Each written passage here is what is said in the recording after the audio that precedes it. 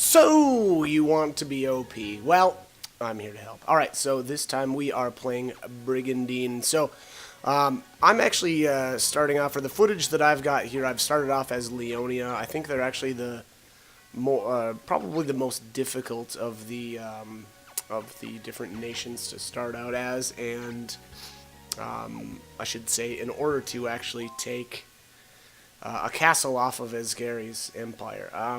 Basically, there's a character that will join you as long as you're the first nation to take a castle from Asgary's. His name is like Schultlius or something like that, Schultes. And then kind of a little added bonus to him is that once you actually destroy Asgary's, as long as you've already got him, one of Asgary's knights will actually join you as well, named Solil, something like that. But anyways, so what are we doing, or how can we be OP in this game? Well, a lot of it is actually based on how you decide to level your characters, or your rune knights, as well as kind of just the units that you decide to take into battle. At the very beginning of the game, you're going to be incredibly limited on what you can actually take. Obviously, you don't have the mana to summon potentially the monsters that you want. Now, there's other kind of cool ways to get around that. If you notice there, I had defeated a knight and, a rune knight, and one of his monsters wasn't able to retreat. That's one of the things that can happen if you kill, or I should say wound, one of the enemy rune knights. The same thing can happen to yours, though. So if your characters get wounded in battle, there's a chance that your monsters aren't able to escape with you. So you'll lose your monsters. So don't let your rune knights die. A lot of this game, too, has to do with, or your success in this game is going to have to do with what monsters you choose, and kind of how you, I guess, kind of how you set up each battle. I tend to group my characters together, and I don't try to rush the enemy. I let the enemy come to me. I've got some footage later on of essentially that strategy and kind of how it plays out. As well, so the other thing that you want to do is to send your knights out that you're not using to go do quests. The reason for that is there's actually knights in the game that will join you as long as enough time has passed, basically.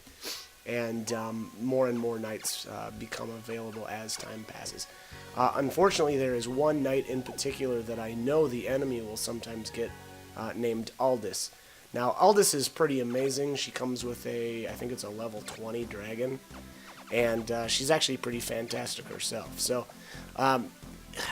I noticed, again, it happened to me one time where, or actually it's happened a couple times, where the enemy has actually been able to get Aldis. Now, Aldis, unfortunately, you need to go out and quest to get her, and the rate of actually kind of like meeting her for the first time is extremely low. And then on top of that, once you've met her, though, as long as you reduce your castles down to 2, and then have the knight that met her not be out questing, you will be able to get Aldis as well. Those are like I would say, like the tougher knights to get a hold of. Now, as you destroy, or as enemies destroy other nations, you'll also get troops as well. Now, I think one of the more important things to do, though, is to make sure that you are the one to defeat Asgary's empire.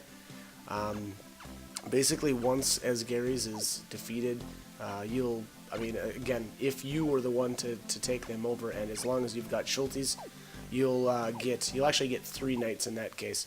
And then on top of that, a few of the knights that were currently working for Asgary's end up being quest knights as well. So then you can send off your characters out to quest for them. Now, some of the other things that you can do to make yourself really OP, like I had mentioned earlier, is actually to level up your characters in a certain way. What I mean by that is, if you've got a character that is, say, like has a lot of healing magic, what you'll want to do is actually transfer them over to like a mage path. So for the males, it's I think it's either cleric or actually, you know what? I can't even remember the actual names. But anyways, they're the caster classes. And the reason for that is the healers are actually just extremely slow to level. Unfortunately, you just don't get that much experience for healing your characters. So that's a priest, sorry. So the male caster version is the priest, that's the healer. And then again, I don't remember what the base, it might just be called mage. I can't remember. But again, in that case, so what you actually want to do is level up as a mage first. So you do 5 levels, or you gain 5 levels as that mage. And then what happens is basically every time you level, you get a star. And then once you've got 5 stars, or well, I guess technically your 5th one just is called expert. So basically it takes 5 levels, and then you'll become an expert in that class. And then what you can do is actually switch classes to something else, like a priest, and then gain 5 levels as the priest. Now the reason for doing that is, number one, it actually kind of diversifies your characters, so you get a little bit more, you can choose more things to do anyway. So like, say you've got, if you level up your mage first and then go priest, which again is my recommendation, you can deal a ton of damage with the area of effect spells or just the single target spells. And the kind of the key thing to leveling your characters is actually to finish enemies off. You'll get a decent amount for finishing off rune knights. The higher the level the character is that you finish off, will also give you more experience. So if you take down a level, whatever, 30 Cador or Cador, whatever that guy's name is, you'll get a ton of experience. So again, and actually to increase that as well, you can actually use the Halo ability. That's why I always keep a lot of unicorns around and upgrade them to Pegasus. The Pegasus monster has heal, cure, and then it'll get Halo once it's actually leveled up to a Pegasus, and that's right at level 10. And then on top of that, I use a lot of Pixies. Pixies have the Protect spell, as well as Silence. I don't find Silence to be all that great, but Protect is pretty great earlier on. And then once they hit level 10, you'll upgrade them to the Fairies, and they will be able to use the React spell, which basically gives one of your characters that has already acted another turn, or if they haven't acted already, it'll give them 2 turns in a row. So that can be quite amazing. So this is Killoff. He is pretty amazing. And what I do with him is he starts out as like the Barbarian or whatever, and then I do 5 levels, and then I turn him into a Ranger, and then do 5 levels, and then I'll do Grappler for 5 levels. And then once he hits, I think it'll be like level 16, once he's maxed out his Grappler, then I'll swap to Samurai. Reason being, or that's the reason why I like that path is I'm not all that wild about the male knights when you turn them into the like the paladins and basically the tankier classes, just because I don't think you really need to do that. And then on top of that, the little bit of healing that they can do, I don't really find all that useful. Whereas the samurai can actually attack from farther away, so it's kind of like an archer, sort of, but it does use a little bit of mana every time you want to try to use that. It's like Eye Slash or something like that. And then on top of that, the samurai actually gets a bonus to their hit percentages. There's nothing worse in this game than trying to take down, something that's like one hit away from being destroyed, and completely missing it. And then on top of that, so the other great thing about it's I guess widely considered dual classing is that if you go like the grappler route, you'll get a critical hit bonus. And so combine the critical hit bonus with the increased chances to hit, and you will be dominating towards the end of the game. Now here's an example of what happens when someone defeats another country. Now in this case, Norgard was defeated by somebody else, and I only got Ector that time, which to be completely honest, I would just restart my game at that point, because when when Norgard's defeated, you should actually get 3 different knights. And again, so since I only got 1 that time, that meant that basically a whole lot of countries were still not wiped off the face of the map. And what happens is the knights randomly scatter between like the remaining countries. So again, when that happens, I generally just restart my game and try to like send some knights out to do some quests and stuff to get the RNG to change, so that you can potentially get the rest of those knights. So this is I've got a team here of Aldous and Ector and Dogel. So Dogel is one of the best knights in the entire game. He's a quest knight, so send your characters out and you'll get him. Obviously, I already spoke about Aldous a bit. And then Ector is actually a character that I was able to get again from when Norgard was defeated.